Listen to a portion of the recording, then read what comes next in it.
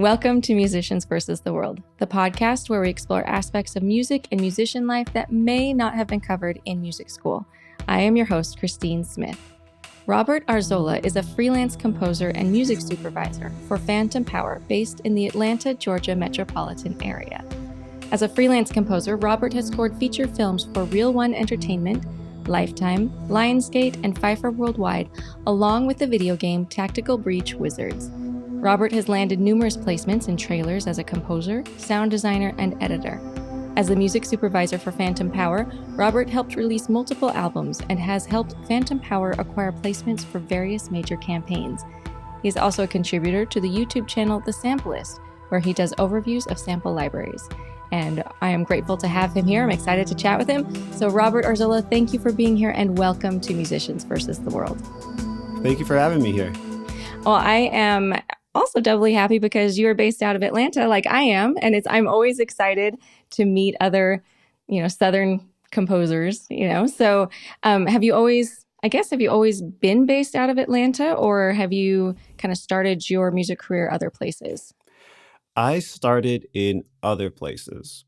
I'm from New York City originally, but studied there, Ohio, Ireland, and then went to Los Angeles to start my career in film and games and whatnot. And after 7 years, ended up moving into the Atlanta area 2 to 3 years ago. Really? So Yeah. have you found it difficult to keep up your connections and networking being away from LA? No, actually. Thanks to COVID, I feel like things have changed for the better in terms of having relations outside of Los Angeles. Even with my job, it's also remote and you can have meetings all the time thanks to Zoom and whatnot. So I feel like it's pretty easy still to keep contact with people. Yeah, that's good. Well, and also the music industry is huge in Atlanta just in general, but then also the film industry is growing exponentially here as well. But are video games, is that really in Atlanta? How did you get Tactical Breach Wizards? I know that there are two bigger companies based here in the Atlanta area. And I do know that there is a casino slot machine company around here as well that recently hired. But for Tactical Breach Wizards, I got into that during COVID. Oh, really? And yeah, and of all things, it was through a Facebook group. And there are numerous composer Facebook groups for film composers and whatnot. And then I was just looking around Facebook one day and someone shared the blog post from Tom Francis, who's the main developer for Tactical Breach Wizards, Gunpoint, Heat Signature. And he was saying that he was looking for a composer, regardless of their experience in games, regardless of credits and whatnot.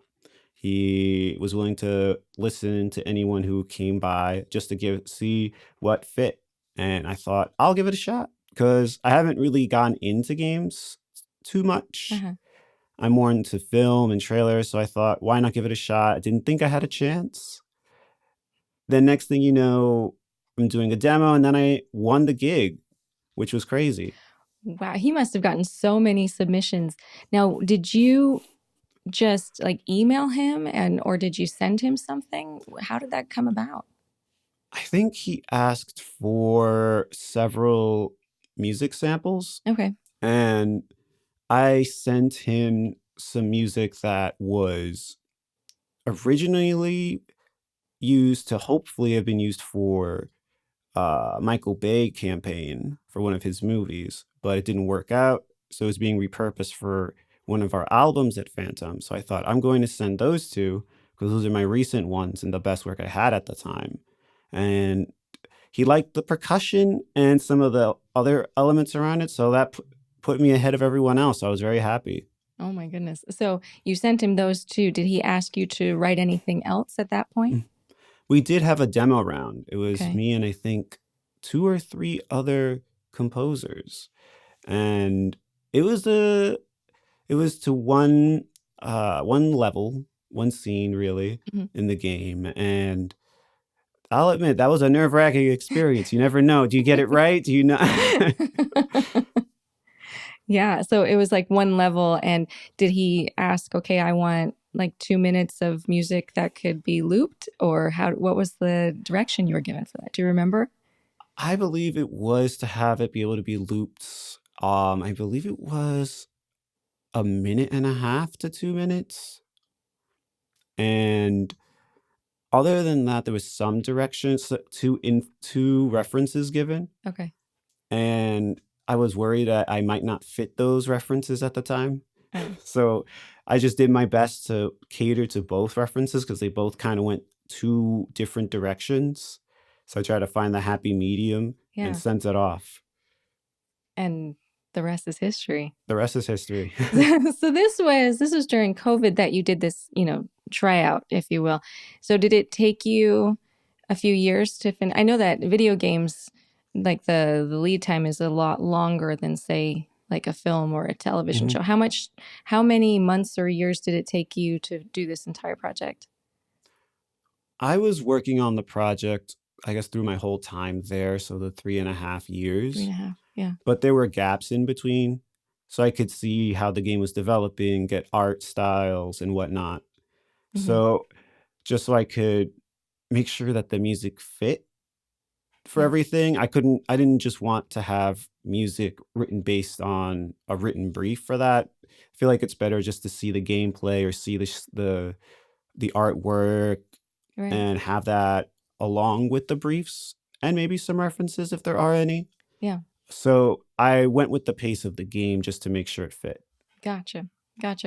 So, but your background is more in film and in like trailer music. Is that Yeah. right? So what were some of the things that you learned when working on this project that maybe were different from these other projects that you'd done in the past? I guess deadlines was one major thing I learned because since there was a lot more time, I had more room to try different things, room to Okay. write more complicated work Yeah. and whatnot.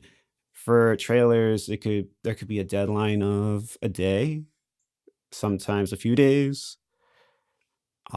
It could be even less sometimes, depending on what it is. Films can also be pretty quick. Yeah. I once had to do a film in 3 weeks, a full feature.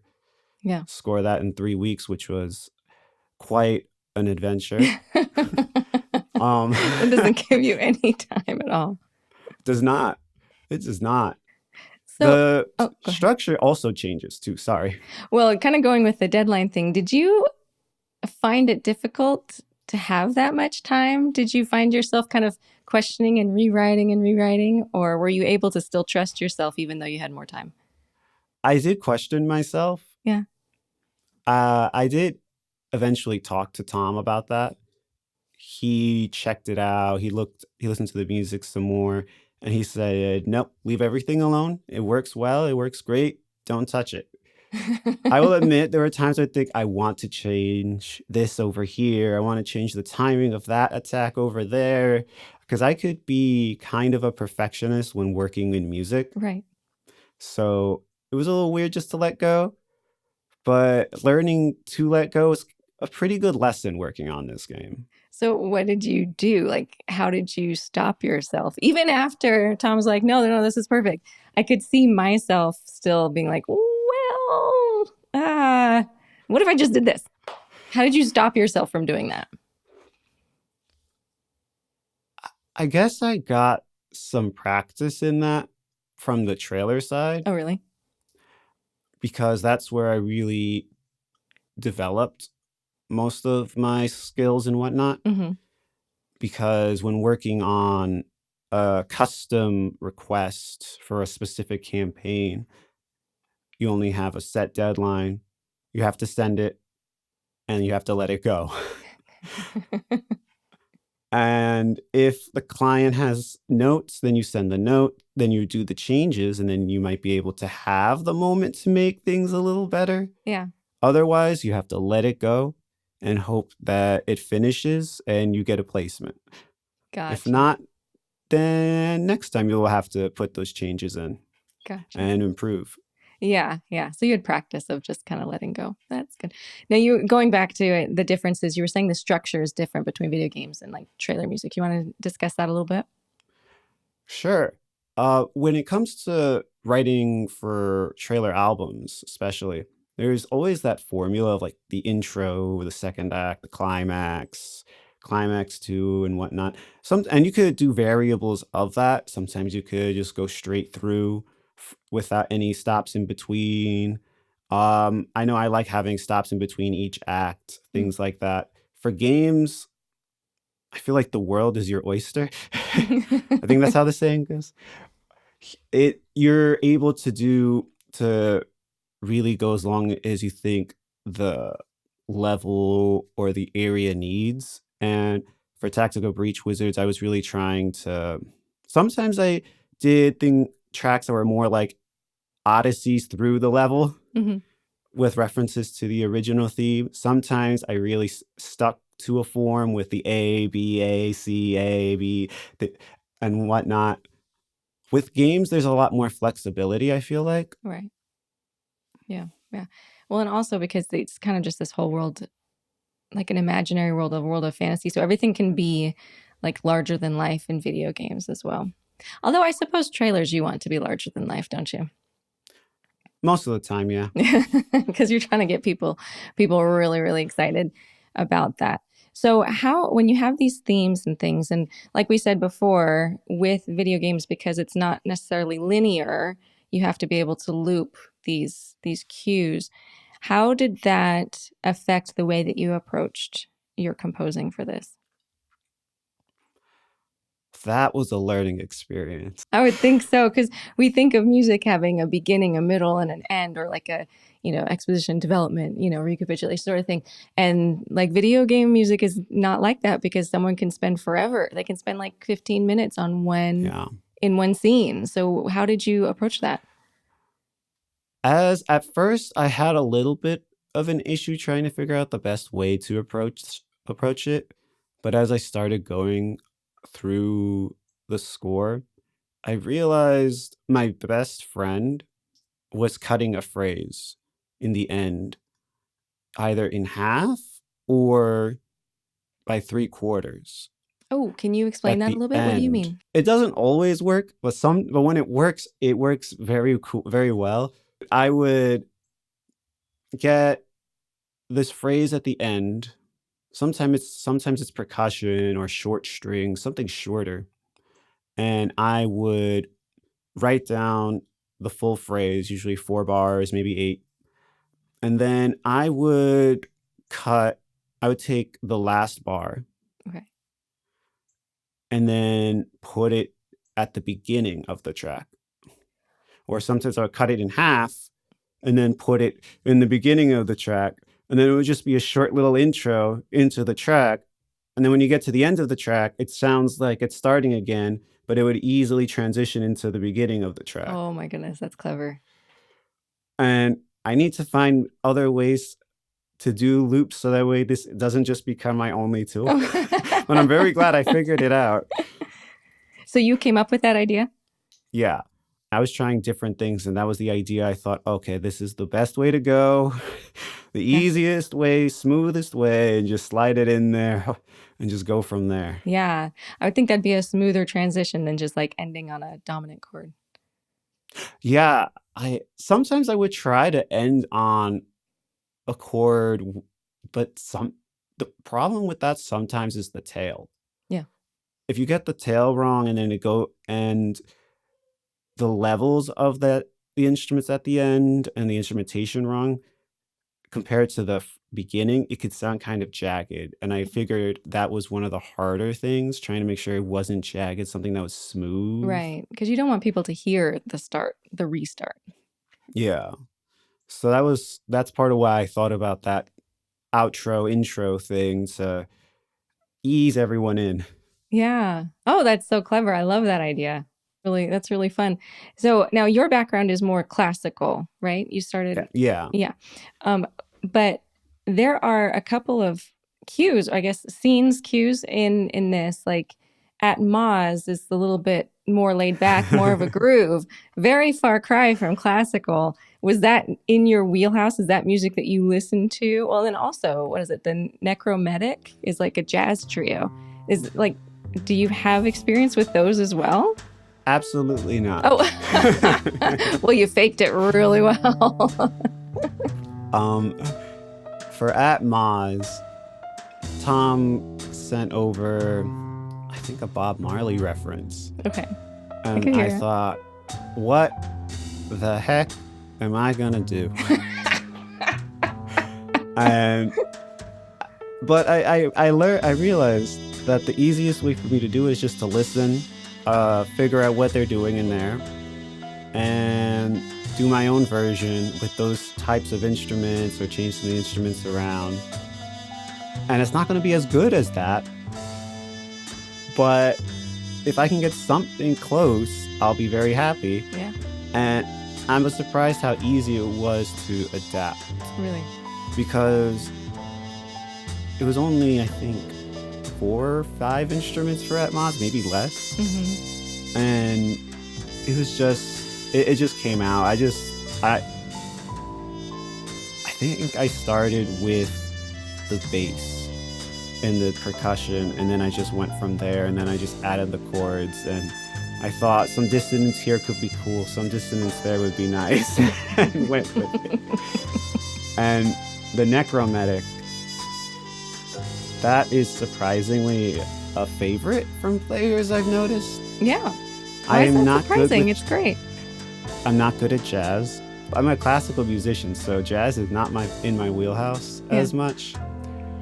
And so I just started writing and hoping for the best. I would listen to some slower jazz and went with it, and did the same process. And those 2 tracks were the 2 tracks I spent the least amount of time working on too, which makes me think I should probably approach more music that way. Just, I've noticed some of my better tracks in general in life have been the ones that take an hour or 2 hours or something that goes by very quickly. Really? Now, is that because there's fewer instruments and that you keep it kind of like simple, or why is it shorter time? Because I'm not thinking about it. Gotcha. The overthinking. Yes. One more example would be in the trailer world. I wrote a track once in an hour and a half. I don't even know why I did it. It was all plucked strings with some weird string attacks. And it was one of the favorites of the album and was used for a commercial on Fox. I think Prodigal Son. And I think it was almost used in other things. Mm-hmm. And so sometimes the fastest, simpler tracks you don't think about so much are the ones that are the most successful. Isn't that funny? We spend so much time. Well, I mean, it comes out, but there's so much work that goes into the background behind that. And also like your training, your skill level, you're practicing, and how much you practice composing. Like, I don't think someone just off the street could just wake up and write something in an hour and a half, So speaking of your background, you are a classical musician. Did you always know you wanted to be a composer, or were you kind of more on a performance track for a while? Performance track. Really? I was a horn player. Really? And and I was really wanting to go down the performance track, but my problem was I had a lot of issues with tension. Oh. And I also had nerve issues on one of my lips. Oh no. That got fixed. That got figured out. Oh, okay. What was that? If you don't mind me asking. So cold sores are the main issue, because the herpes simplex virus, even though it doesn't flare up, when it has trauma of some kind, in my case, just buzzing, it would trigger a response of a shock of pain. Really? And I forgot what I took, but haven't dealt with it again ever since. Oh, good. Yeah. So, but also tension got in the way of like my body getting tense and whatnot. And I also dabbled in composing, dabbled in conducting Mhm. a little bit, orchestral conducting, and decided it would be fun to try doing composition after my first master's. Mhm. So I decided to try to do film composing because I really like that more than just classical composing, Right. and ended up going to Ireland for it. Ireland. Yes, at Pulse College. Really? And Why Ireland? it was cheaper, a lot cheaper than doing the same degree here. Okay. And I had little experience, if any, in that realm. And for schools like USC and whatnot, you have to have, if I remember, you had to do a video talking about yourself and whatnot in front of your rig. I had no rig Oh, yeah. and things like that. So Pulse was an open door for people like me to go into and learn quickly and develop things and really pursue the career. Hmm. So it helped me out. What'd you think of Ireland? I loved it. Did you love it? It's a beautiful country, especially in the fall. Hmm. The food's amazing. The people are very nice. Yeah. I really miss it. I haven't been back in a while, and I would love to visit Ireland again. Yeah. Was it difficult to kind of give up the whole performance idea and just dive into composing? No, actually, because, well, at first it wasn't. No. Because I was going to school and I was still able to practice Hmm. and whatnot. After leaving school and going into the real world, I noticed I had to work a day job and try to compose and get better. So the horn was put aside. Hmm. And even nowadays, even though I'm in music, writing music, supervising music and whatnot, I don't play as much as I used to. And I do miss it sometimes Yeah. because that's what got me here. Right. I remember talking to Tommy Lawrence, who is a major orchestrator in the business. And he was telling me once that this would happen.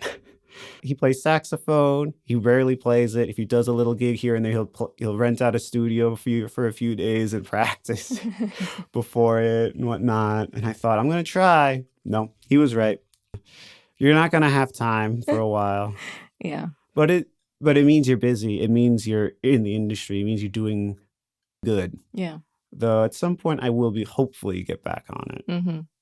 What sort of things, what sort of, I guess, habits or skills did you learn in the performance track that help your composing? Perseverance. Yeah, I would think so. Especially at the horn. That's so difficult to play. Yeah. It could be a love-hate relationship, but it's a beautiful instrument. Being in the performance track, you're sitting in the orchestra Hmm. or in other groups. And Derek Gleason, who teaches at Pulse, he told me once that I know more than I think because I played in an orchestra for a long time. Right. And I didn't believe him at first, but over time I realized he's right Hmm. because you're hearing everything around you, even though you're not looking at the score while you're waiting for your cue to come in and whatnot.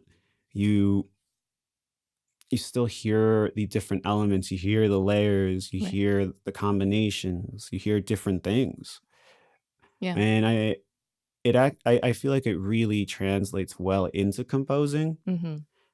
because then you kind of have the orchestra in your head, at least for me, Mhm.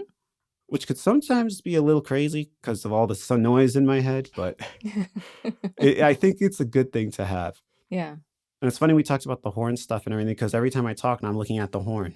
Oh, are you looking? Thinking I'll come back to you. It's just staring at you. That is so well. I think you're onto something there about just being in that space and being in the orchestra and hearing the different layers and the melodies and counter melodies. Just you kind of absorb all of that. And it's very similar to when you were trying to learn jazz and how to write for a jazz trio. You listen to it. And so I think that, I think you're really onto something, especially I think with the horn, because it plays so many different roles in the orchestra. It can be, you can have this huge, brass chorale part where you're the main star, or you can also just, be something that's filling in and like enriching the harmonies. So that gives you a really kind of unique perspective, being that instrument in particular. I agree with that a lot. Yeah. Yeah. And one thing about playing horn, is helpful is that horns are used a lot in Hollywood in prominent roles Mm-hmm. for years in the past and in the present. Yeah. Horns are big melody carriers. They're big on harmony. They can be big on harmony. But when it comes to melody, you really hear those horns. You really do. They're very stately and everything. And playing it, I have an idea of the ranges, how high I want them to go, how low I might want them to go if I want to layer them with trombones and whatnot. Yeah. So it helps. And playing other brass instruments in the past also helps. Yeah. Because it is such a huge part, especially for epic music like the trailers and video games, because video games have become so orchestral as of late too. So it really gives you a lot of help. So the other role that you play is a music supervisor for Phantom Power. First off, how do you have time to do that? And then second of all, what's your job? What do you do as a supervisor there? It's funny you ask about the time. I was asked recently to blink twice if I'm okay, or blink once if I need help. Phantom Power is my day job and I love it. Mm-hmm. It takes more of the time, because it takes a set amount of time, because it's great where I get to sit and listen to a lot of music and give notes on them and plan album releases and work with composers on that. Like, I make the time if I can. Mm-hmm. I enjoy doing it. I do. So it helps. Yeah. And writing music on the side around Phantom is pretty easy, Is it? especially since I learned how to write faster. Mm-hmm. If I did not know how to write quickly, I would probably be in trouble. I don't think so. Well, how do you write quickly? What are some little secrets that you use? Practice. Gotcha. Honestly, it's just practice. And because trailers taught me a lot about how to write quickly, because I was thrown into the fire. Mm. My journey into trailers, getting to where I'm at now, is different, I feel like, than most people's, because I started as an admin assistant for Phantom Power. Oh, okay. And then developed as the years went on to composer, sound designer, audio editor, all that stuff, all that jazz, all the way to where I'm at now. So from there were times I would be thrown into the fire, even though I probably wasn't ready for it. And what do they say in the music industry? If you're asked if you can do something, you say yes, and you figure it out, and you just figure it out. And I had to figure it out very quickly. Yeah. And it was a good learning experience, because you learn shortcuts. Any shortcut you could find, whether it's repeating the chord structures with the chord, the set amount of chords with different little changes here and there to make it fresh, or repeating different things here and there with the just little tweaks of instrumentation and whatnot. And just learning how to just write quick. I wish I had good tips on it, other than all I have is really practice. Yeah. Practice. Yeah, for sure. That's really great. So coming back to Tactical Breach Wizards, what was your favorite cue to write?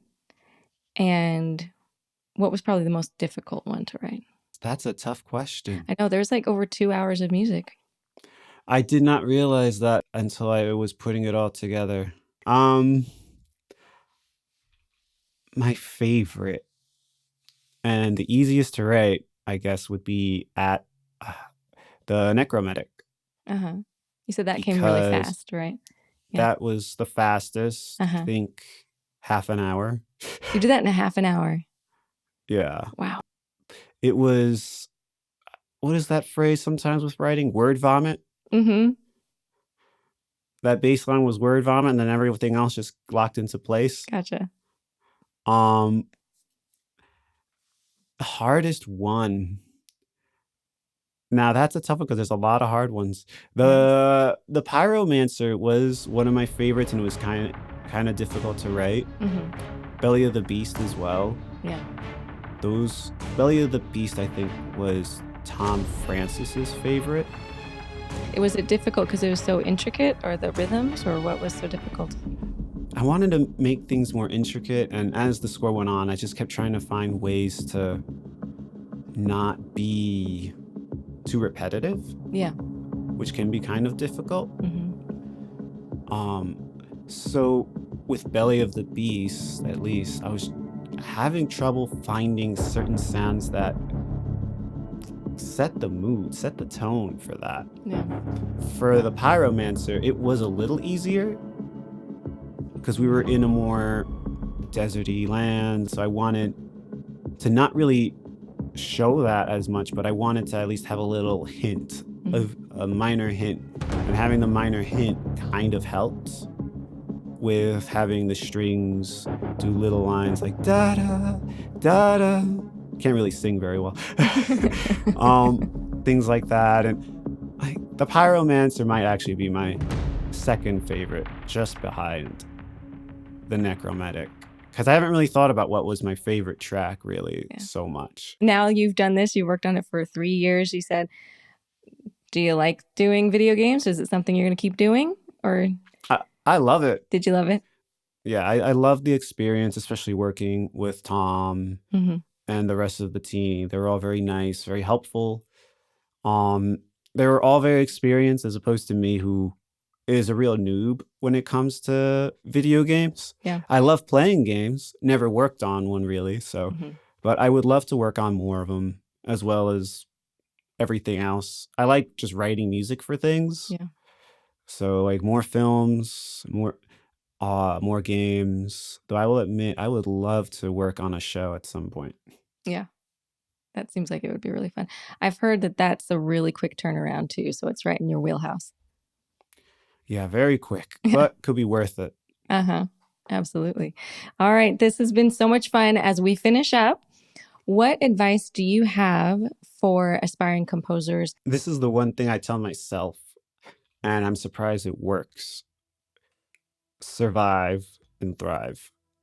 And when I say that, there's a lot of ups and downs, especially in the recent years in the industry, whether it's games or films and whatnot. Find ways to continue working on your craft. Find ways to stay in it. Because the more you improve and the more time you're in it, the more likely you're going to make it somewhere. People sometimes might fizzle out before the chance really comes and things like that. And if I fizzled out when I almost did, I wouldn't be here. So I always tell everyone to survive and just keep improving. Find ways to push forward, find ways to be resourceful. Because it can be a tough industry, whether you're in film music or even as a performer. Great. Excellent. Excellent advice. Thank you so much, Robert Arzola. It has been such a joy chatting with you. I wish you all the best, and thank you so much for coming and talking with me today. Thank you for having me. I like being here. Great.